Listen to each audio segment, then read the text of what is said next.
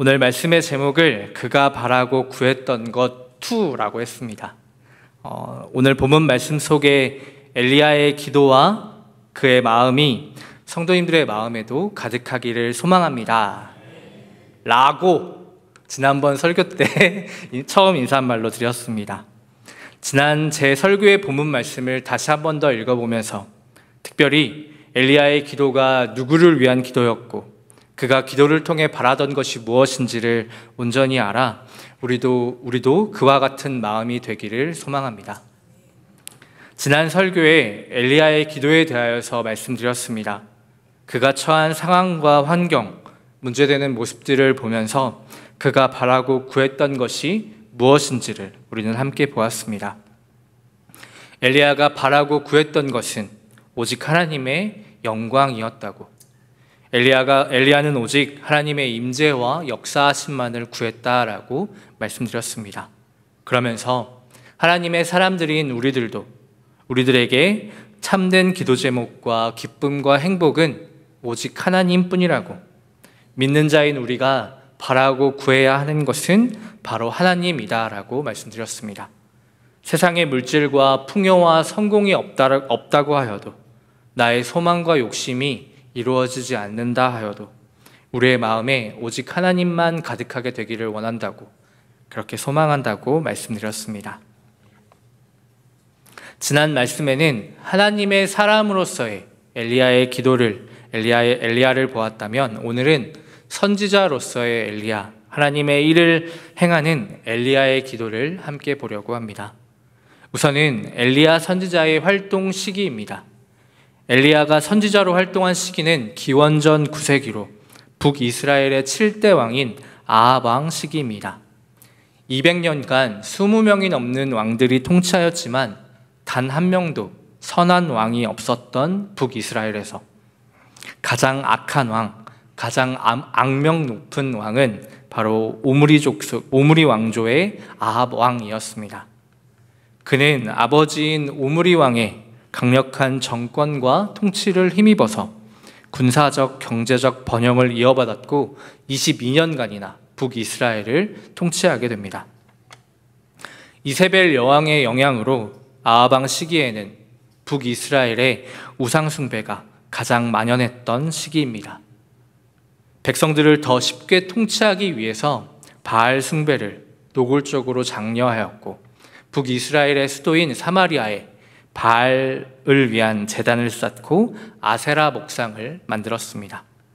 여호와 신앙을 버렸으며 하나님의 언약을 파기하였습니다. 하나님의 선지자들을 핍박하고 죽였습니다.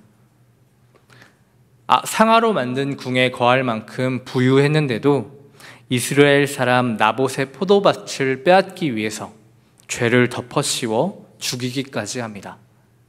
1세기 로마에서 활동한 역사가 요세푸스는 유대의 고대서에서 아합 왕에 대해서 이렇게 말합니다. 그 전에 어떤 왕보다 사악했으며 그 정도가 심해 광기에 이를 정도였다라고 아합 왕을 소개합니다.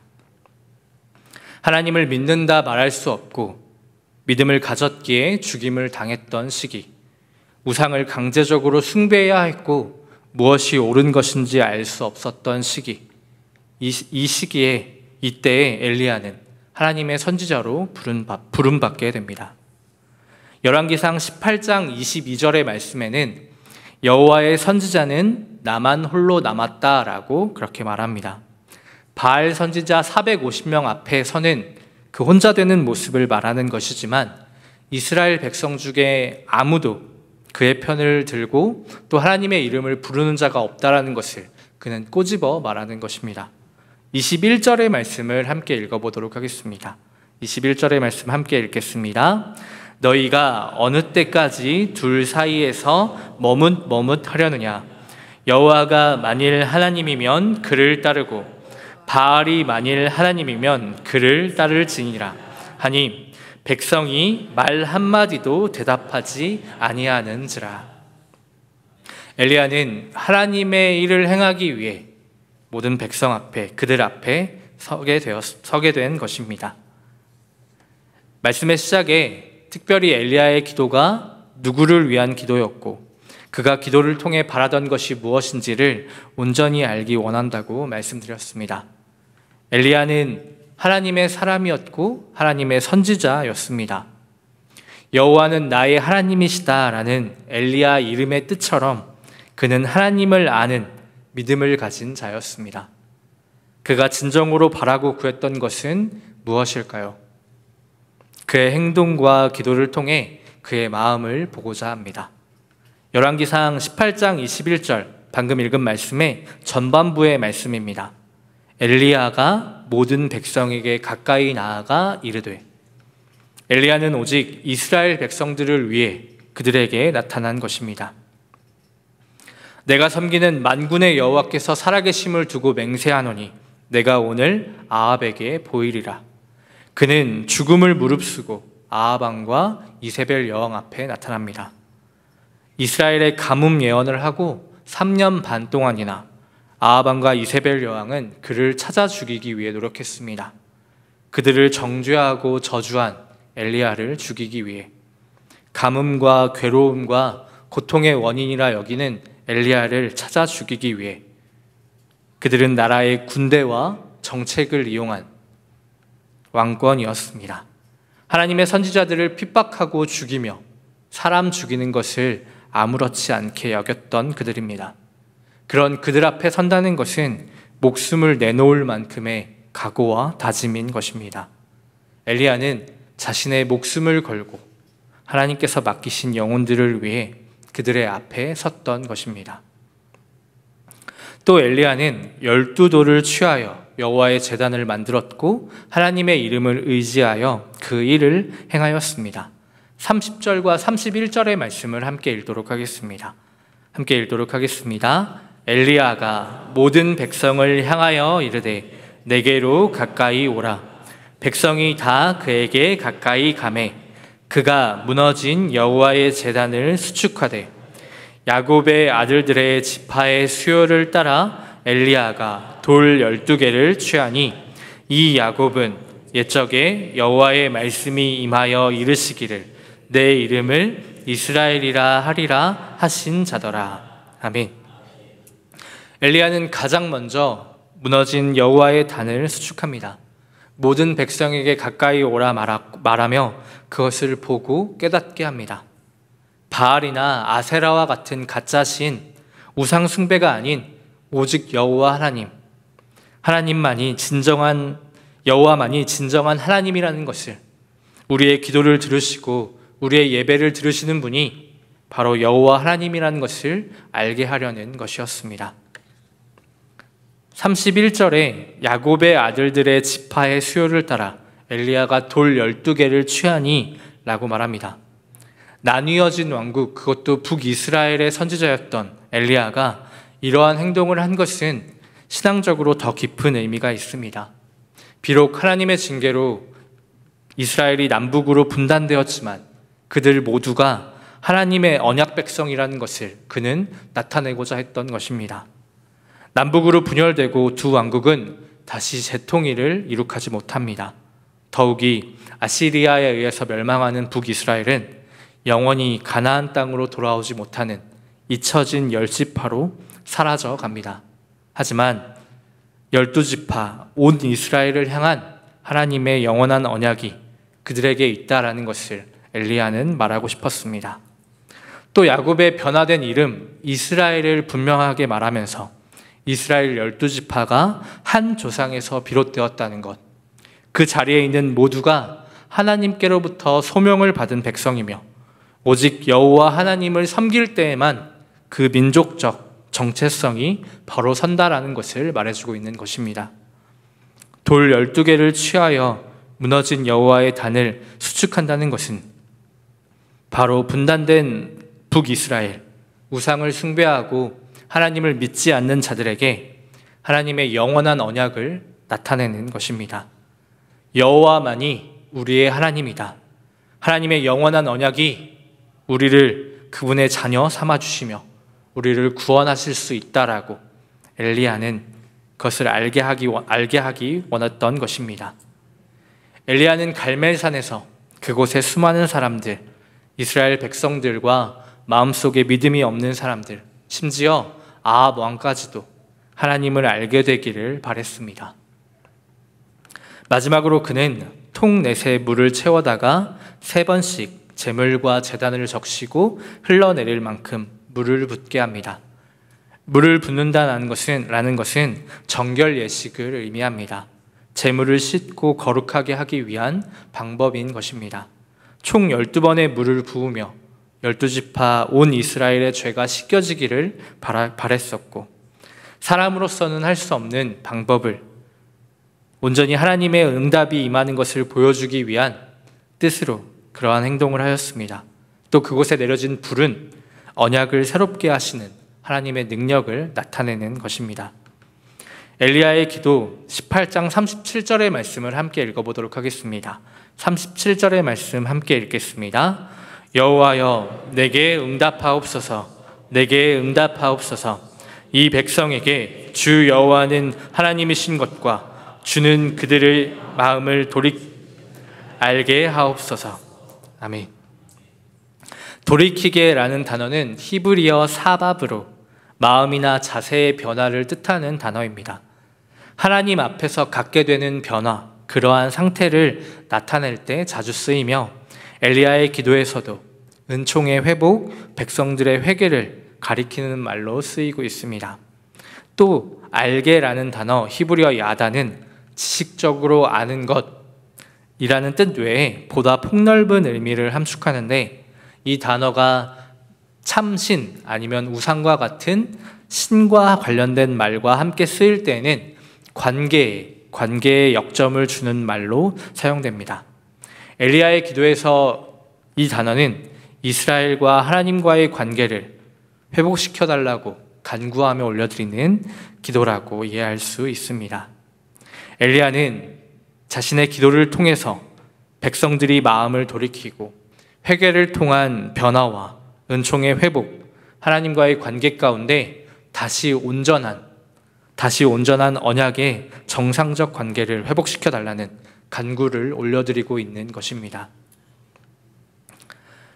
성도 여러분, 엘리야는 누구를 위해 기도하고 있는 것일까요? 엘리야는 이 기도의 대결을 통해서 무엇을 바라고 있는 것일까요? 믿음이 없는 사람들, 마음이 비어있는 사람들, 물질의 풍요와 세상의 성공을 따르며 죽기만을 바라는 사람들, 엘리야의 기도, 그가 진정으로 바라고 구했던 것은 그에게 주신 영혼들의 구원과 그들 모두가 하나님을 알게 되기 원하는 기도였습니다. 엘리야는 자신의 목숨을 내어줄 만큼의 헌신과 노력으로 온 이스라엘 백성들이 하나님을 알게 되기를 원했습니다. 하나님의 주권과 통치와 능력과 권세를 알아서 하나님을 믿는 하나님의 백성이 되기를 원했습니다. 그들이 정결하게 되기를, 마음을 돌이키고 구원받게 되기를 원했습니다. 제가 오늘 말씀을 통해서 전하고자 하는 메시지는 우리는 얼마나 이러한 간구와 기도를 하고 있는가입니다. 우리는 얼마나 하나님께서 내게 맡겨주신 영혼들, 내게 주신 이들을 위해서 그 생명과 믿음을 책임지라 하시는 말씀에 나의 목숨을 걸며 나아가 간구하고 그들의 믿음과 관계와 변화를 위해 기도하고 있는가라는 것입니다.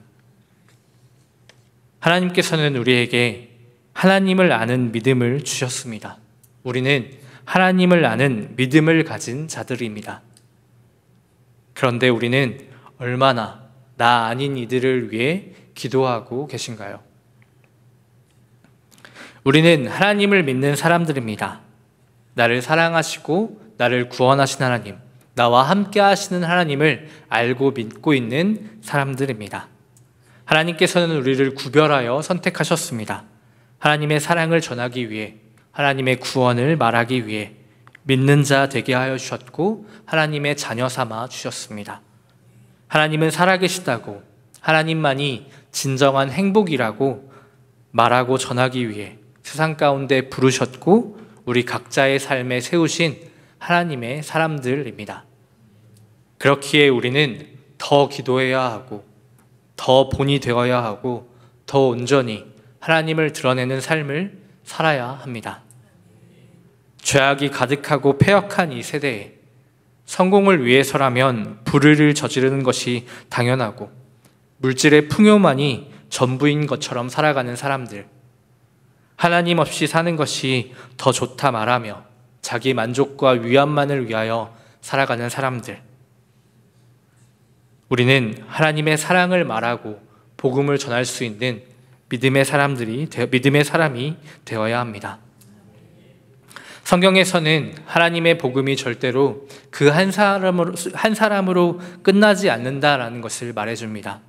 하나님께서는 자신의 믿는 자들을 택하시고 보내심으로 이스라엘 백성들이, 이방 모든 민족이, 자신을 믿는 모든 자가 하나님만이 참 신이고 살아계신 하나님이라는 것을 알고 믿게 하려 하십니다.